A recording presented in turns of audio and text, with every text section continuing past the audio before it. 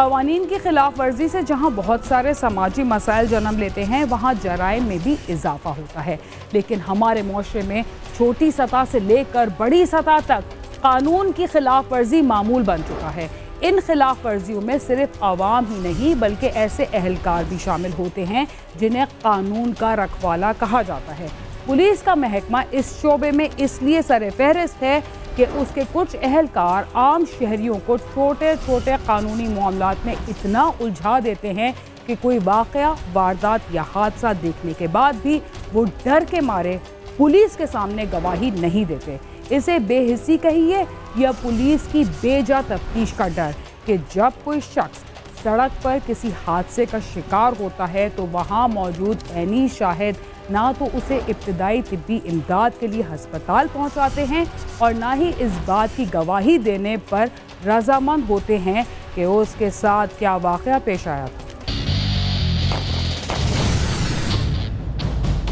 Street crimes की वारदातें किसी एक शहर में पेश नहीं आती, मगर कराची के शहरी घर से निकलते वक्त 100 बार सोचते हैं कि वो अपने पास मौजूद कीमती मोबाइल या रकम को चोरों और डाकुओं से कैसे महफूज रखें।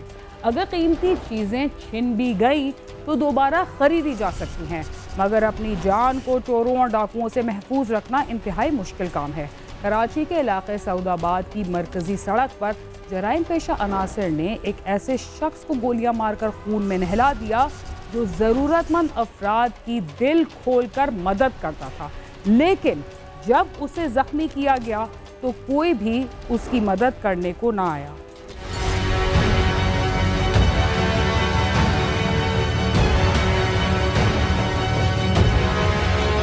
कराची में एक नौजवान को सरेआम गोली मारकर शदीद जख्मी कर दिया गया, जो 20 मिनट तक जाए वक़ुआ पर तड़पता रहा, लेकिन उसे अस्पताल मुंतकिल करने के बजाय लोग बेहिसी से वीडियो बनाते रहे। बादजा नौजवान ज्यादा खून बह जाने की वजह से अस्पताल पहुंचकर दम तोड़ गया।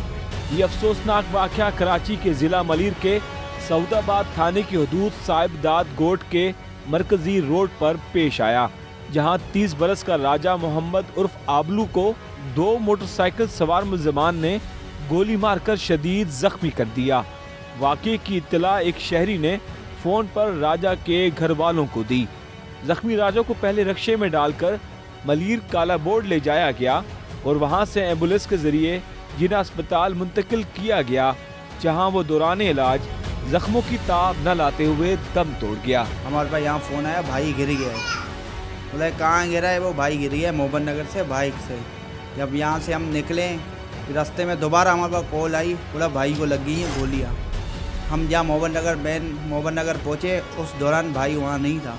रश्के में डाल के किसी ने भेज दिया, बोला मोहब्बत नगर से रवानगी हो गए, काला बोर्ड जा रहे हैं। जब वहाँ पहुँचे मैं आधे रास्ते से बाइक पे हम निकले, मैं था एक और मेरा छोटा भाई था, निकले वहाँ पर वो हमें मलीर 15 में मिल गए रश्के में। फिर हम रश्के के साथ चले गए काला बोर्ड, एम्बुलेंस में डाल के जिन्ना अस्पताल लेके गए उधर। जब जिन्ना हम उसको ले गए उस दौरान उसमें सांस थी, उसके 5 मिनट बाद पता चला तो एक्सपायर हो गया भाई। कत्ल की ये वारदात इब्तिदाई तौर पर कहाँ पेश आई? इस वारदात से कबल मकतूल किस सिलसिले में अपने घर से बाहर निकला था और उस पर फायरिंग करने वाले कितने अफराद थे? मुतवफ़्फ़ी राजा अपने वालिद और भाइयों के साथ जानवरों की खरीदो फरोख्त का काम करता था और वाक़े वाले रोज भी उसे उसके छोटे भाई जैन ने पैसे देने के लिए मलीर काला बोर्ड के करीब बुलवाया था। जब वो पैसे लेकर वापस आ रहा था तो 2 मोटरसाइकिल सवार मुल्ज़िमान ने उसे रोकने की कोशिश की और इसी दौरान एक मुल्ज़िम ने गोली चला दी जो मोहम्मद राजा के पेट पर लगी। मकतूल की जेब से उसका मोबाइल फ़ोन गायब था, मगर उसके पास मौजूद लाखों रुपए महफूज रहे। क्या उसकी किसी के साथ कोई दुश्मनी थी या ये मुज़ाहिमत का नतीजा था? अगर मुल्ज़िमान उसे लूटने के लिए आए थे तो इतनी बड़ी रकम कैसे महफूज रही? मकतूल के घर वालों के मुताबिक वारदात के बाद मकतूल का मोबाइल फ़ोन तो नहीं मिला, लेकिन 3 लाख रुपए से ज़ायद की रकम उसकी जेब में ही मौजूद थी। मैंने उसको पैसे दिए, मैं निकल गया। मैंने बोला मैं आ रहा हूँ शाहरा फैसल पे, मैं जा रहा हूँ काम से, जानवर बेचें, पैसे लेके आता हूँ, आप जाके घर पे रख दो। उसके बाद मैं चले गया। कितने पैसे दिए पैसे उसके पास 3.5 लाख रुपए थे। क्या भाई को गोलियां लग गई हैं, आप आ जाओ जिना। मैं यहाँ से सीधा जिना चले गया। लेकिन आपके भाई से पैसे भी ले गए? पैसे भी उसके पास पूरे थे, उसका मोबाइल उसका खो गया बस। वहाँ के लोगों ने कुछ भी नहीं बोला। 2 बाइक वाले जहाँ गुजर रहे थे, ये भी आ रहा था, इसको गोलियां मार के वो निकल गए। उसके जेब में पैसे भी थे, वो भी थे, सारा सामान उसके जेब में पैसे थे 2,20,000 रुपये। और जो एक तो उसका मोबाइल था वो वहीं गिर गया था, बड़ा जो मोबाइल था सेलफोन उसका गिर गया था, क्योंकि मोबाइल वो गाड़ी की टैंकी में रखता था, ट्राउज़र पहना हुआ था उसको, और पैसे सही सलामत थे, सारा सामान जेब में था। मकतूल 2 बेटियों का बाप था। उसकी मासूम बच्चियों को ये भी नहीं मालूम कि उनके सर पर अब बाप का साया नहीं रहा। मकतूल के वालिद का कहना है कि राजा उनका बेटा नहीं बल्कि दोस्त था। वाक़े वाले रोज उसे उसके दूसरे बेटों ने ये बताया कि राजा का एक्सीडेंट हो गया है, और फिर बताया गया कि राजा को गोली लगी है। वो घर पे गया, ऐसी रिटर्न दोबारा आई कॉल, उसमें बोले उसका एक्सीडेंट हो गया भाई का। भाई वो हम लोग रहे वहाँ उधर मोहब्बत नगर की तरफ, उधर जहाँ इसको गोली लगी थी। एक्सीडेंट के बहाने से घर वालों को हम लोगों ने मुतमईन करके एक्सीडेंट के बहाने से हम लोग वहाँ गए, जब तक उसको निकाल के गए उधर अस्पताल की तरफ गए। हम लोग भी पीछे गए अस्पताल में। जी मैंने लोग से पूछा कहाँ गया, बोला बाहर निकल गया। मैंने कहा अकेला गया है, बोला हाँ अकेला चले गया। अरे मैंने कहा ये जाता नहीं था, मुझे मार लेके हम लोग को देखे, फिर वो खुद दूसरे 2-4 यार दोस्त होते हैं उसको सबको लेके आता था। अभी वो निकल गया। घंटे 1.5 के बाद में हम लोग को इतना आई कि उसको गोली लग गई। मैं जैसे निकला, छोटा लड़का मेरा निकला, उसने बोला पर तुम नहीं चल, तुम बीमार आदमी नहीं पहुँच सकते। हम ये भाई गए, दूसरा भी सब इन लोगों के पीछे गए। मकतूल के घर वालों का कहना है कि उनकी किसी से कोई दुश्मनी नहीं थी। उन्हें नहीं मालूम कि राजा को किसने और क्यों मारा है। मकतूल के घर वालों को अब तक ये मालूम नहीं हो सका कि मोहम्मद राजा को दुश्मनी की बिना पर कत्ल किया गया या डकैती मुज़ाहमत पर उसकी जान चली गई, क्योंकि जिस जगह पर वाक़या पेश आया वहाँ कोई भी उन्हें कुछ बताने को तैयार नहीं। ये अल्लाह को ही पता है कौन हो सकता है, किसी की उसके टसल थी क्या थी। वो ऐसा बंदा ही नहीं था, हंसी मजाक हर किसी से लगा रहता था, दिल लगी में हर किसी की मदद करता था, गरीब हो कोई भी हो, हर किसी को कुछ ही रखता था अपने साथ। वो कहीं बाहर जाता ही नहीं था, जाता भी था अपने काम पे ना, किसी को लेके जाता था, और कहीं और अकेला जाता, अपनी दोनों बेटियों को बिठा के जाता था, अकेला कहीं निकलता ही नहीं था। वो अल्लाह उसका मदद करेगा, हमारा इत्तेजा करे, हम लोग की दुश्मनी नहीं है। कोई भी वो सामने ला के पेश कर दे, हम लोग के कातिल तावीज़ कर रही है। पुलिस के पास FIR लिखा गया है, ना फोटो बनाना, ये सामने वाली नहीं। अभी फ़ोन करके बुला दे भाई, नकल दो हम लोग आपका, भाई तुमको पहुंचा देते हैं। अभी दूसरा कोई हमारा दुश्मनी कोई साथी नहीं। सऊदाबाद पुलिस ने इस वाक़े का मुकदमा तो दर्ज किया, लेकिन पुलिस इस खानदान को ज़बानी दिलासे और तसल्लियाँ दे रही है। करोड़ों की आबादी वाले शहर में ऐसे बेरहम भेड़िए गली गली दंदनाते फिरते रहते हैं, जिनके सीने में दिल के बजाय पत्थर रखा होता है। वो किसी की जान लेते वक्त ये भी नहीं सोचते कि उसके घर वालों पर क्या बीतेगी। इस सिलसिले में हम आपको मजीद भी बताएंगे, मगर प्रोग्राम क्राइम सीन में वक्त हुआ एक मुख्तसर से वक्फे का, जिसके बाद हम दोबारा आपके साथ होंगे। तब तक आप समा के साथ ही।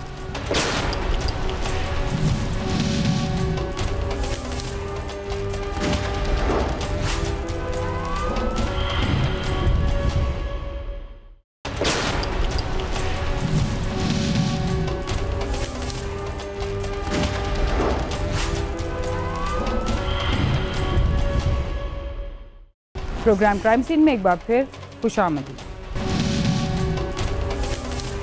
वक्फे से पहले आप देख रहे थे कि कराची की सड़क पर एक नौजवान को खून से नहला दिया गया, मगर कोई भी शख्स उसे अस्पताल पहुंचाने या उसकी मदद करने के लिए आगे ना बढ़ा। ज़रूरतमंद लोगों की चुपचाप मदद करने वाला शख्स अब इस दुनिया में नहीं रहा, मगर उसके लवाहिकीन को इस बात की उम्मीद है कि पुलिस चाहे तो उसके कातिल बेनकाब हो सकते हैं। मोहम्मद राजा 20 मिनट तक जाए वकूआ पर तड़पता रहा। अगर लोग वहां वीडियो बनाने के बजाय उसे फौरी तौर पर अस्पताल मुंतकिल करते तो शायद उसकी जान बच जाती, जबकि किसी भी करीबी अस्पताल ने भी जख्मी राजा को तिब्बी इमदाद देने से इनकार किया और उसे जाए वकूआ से 40 किलोमीटर दूर जिना अस्पताल लाया गया, जहां पहुंचने तक उसका बहुत ज्यादा खून बह चुका था और ज्यादा खून बह जाने की वजह से ही उसकी जान चली गई। आसपास अस्पताल में ऐसे केसों को ये समझते हैं, नहीं लेते हैं, केस लिखाना ये करना, इसी वजह से इन लोगों ने एम्बुलेंस करके काला बोर्ड से तो जीना ले गए।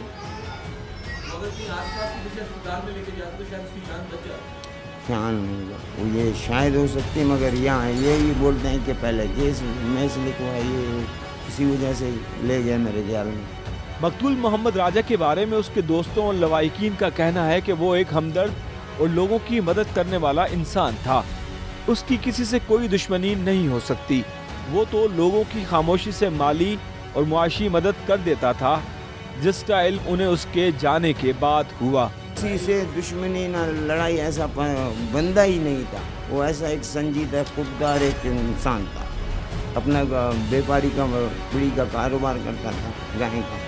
उसके एक दूसरे का कोई भी आता था उसका वो मदद करता था। रहम दिल था बड़ा एक हसी, क्या उसका मैं मिसाल दे दूँ। वो आपस में करता था, आपस में निपटा, कोई झगड़ा करता नहीं है, सब उससे खुश थे, कोई उससे नाराज नहीं था। कोई आता था गरीब गुरबा उसकी मदद करता था, किसको ज़रूरत पड़ गई वो ये किसको बताता नहीं मैंने क्या कर दिया, नहीं बताता। आज वो जो दोषी आ रहे सब बता रहे, तो हम लोग वो सुख में जाते थे, हमारी मदद करता था।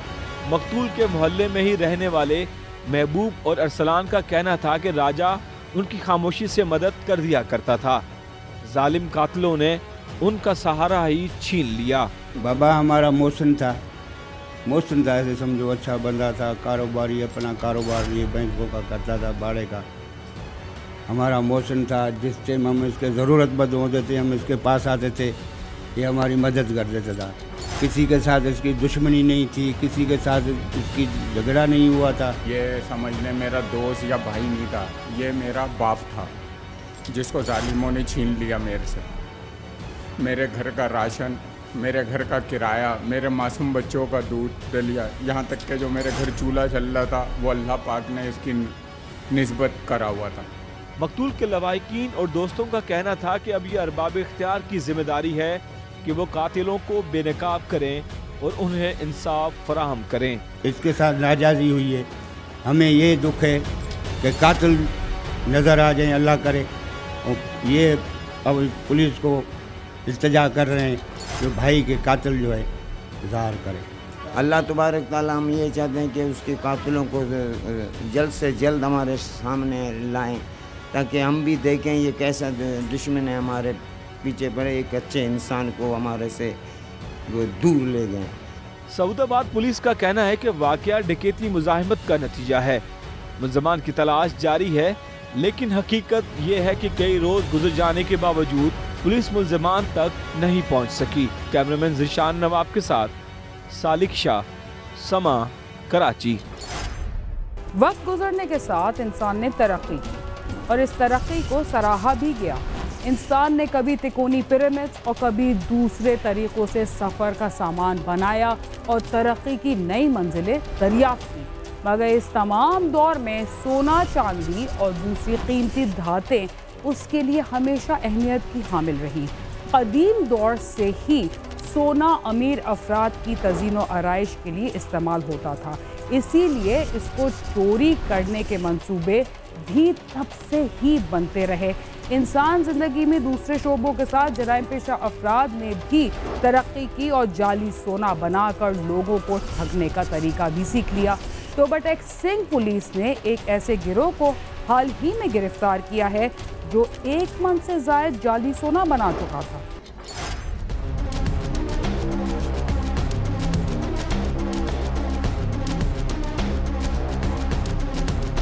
इंसान ने जहां जिंदगी के मुख्तलिफ शोबों में तरक्की की और उस तरक्की के नतीजे में मामूलाते जिंदगी बेहतर हुए, वहीं जराइम पेशा अफराद भी किसी से पीछे न रहे। और लोगों से रुपए पैसे हथियाने के नित नए तरीके इजाद करने लगे। ज्यादातर सादालू अफराद इनके चुंगल में फंसकर न सिर्फ अपनी जमा पूंजी से हाथ धो बैठते हैं, बल्कि उन्हें बहुत सारी दूसरी मुश्किलात का भी सामना करना पड़ता है। टोबा टेक सिंह के इलाके सदर गोजरा में भी ऐसे ही जराइम पेशा अफराद सरगर्म थे, जिन्होंने न जाने कितने मासूम लोगों की जमा पूंजी हथिया ली। ये एक बैनुस्सूबाई गिरोह था जो थाना सदर गोजरा के इलाके में जाली सोना तैयार करता था। ये टोबा टेक सिंह पुलिस की एक बड़ी कार्रवाई थी, जिसमें थाना सदर गोजरा के इलाके में जाली सोना तैयार करने और उसे मुख्तलिफ लोगों को फरोख्त करने वाले बैनुस्सूबाई गिरोह के 5 मुल्जिमान को गिरफ्तार करके उनके कब्जे से 1 मन से जायद जाली सोने से तैयार शुदा सिक्के बरामद कर लिए गए। यहाँ का एक बहुत ही बदनाम ज़माना गाँव 95 जींबे है, जहाँ पर आपको पता है कि जाली सोना बनाकर लोगों को पूरे बिलखसूस सूबे से धोखे से बुलाकर यहाँ पर उनको जाली सोना देकर लूट लिया जाता है। तो ये वही लोग निकले और इनके कब्ज़े से जो जाली सोना ये लोगों को देते थे वो भी बरामद हो गया है, और वो मशीनें जिससे ये जाली सोना तैयार करते थे वो भी बरामद हो गया है। देखते हैं कि मुल्जिमान का तरीक़ा वारदात क्या था और वो सादा लोगों को धोखा देने में कैसे कामयाब होते थे। मुल्जिमान का तरीका वारदात भी अजीब था। वो पीतल को मशीनों के जरिए असल सोने की शक्ल देते और पंजाब भर के मुख्तलिफ लोगों को बजरिया फोन बताते कि पुरानी बिल्डिंग की खुदाई के दौरान सोना मिला है, जिस पर 1910 की मोहर सब्त है। इस नौसरबाजी में वो जाली सोने को सादालू अफराद में बेचकर लाखों रुपयों में फरोख्त करते और उन्हें भारी नुकसान पहुँचाते थे। उन्हें मशीनें लगा रखी थी जहाँ पे ये पीतल का जो सारा साजो सामान है उसको गोल्ड बार में कांटे और बालियों में की शेप में बना लेते थे, उनके ऊपर गोल्डन कलर कर देते थे। देखने में आम आदमी को यही लगता है कि ये असली सोने की ये सारी ज्वेलरी है। तो ये बहुत बड़ी एक रिकवरी हमने की है, जिसमें आपने देखा है कि वो जो मशीन है वो भी हमारे पास रिकवर्ड है। इसी तरह वो जो जाली सोना है जो कि तकरीबन 10-12 तोड़े हैं जो कि हमने बरामद इनसे कर लिए हैं। District police officer Umar Farooq ने प्रेस कॉन्फ्रेंस करते हुए बताया कि मुल्जिमान अली हैदर, मोहम्मद फरहान, अशफाक उर्फ शेरा, वसीम और उस्मान जाली सोने की फरोख्त के साथ डकैती की संगीन वारदातों में भी मुलव्विस हैं। पुलिस ने तफ्तीश के दौरान 5 मुल्जिमान के सनसनीखेज इंकशाफात की तवक्को जाहिर की है। उम्मीद की जा सकती है कि ये गिरोह पुलिस को मजीद तफसीलात से भी आगाह करेगा। आम लोगों को भी ये मैसेज देना चाहूँगा कि बराए मेहरबानी आप इस तरह के लोगों के झांसे में ना आएँ। कोई ऐसा बंदा नहीं है कि जो असल सोने को सस्ते दामों बेचे। तो जब भी अगर आपको इस तरह का कोई फ़ोन आता है तो आप लाजमन पुलिस को भी उसकी इतला दें और उनके झांसे में ना आएँ, ताकि आप इन लोगों के फ्रॉड से बचे रहें। दूसरी जानिब डीपीओ ने गैंग पकड़ने वाली पुलिस टीम के लिए नकद इनाम और तारीफी सर्टिफिकेट देने का भी ऐलान किया है।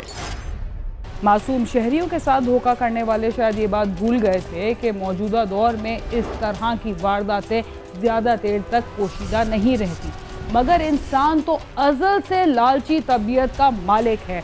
वो जुर्म करते वक्त उस नतीजे के बारे में भी नहीं सोचता।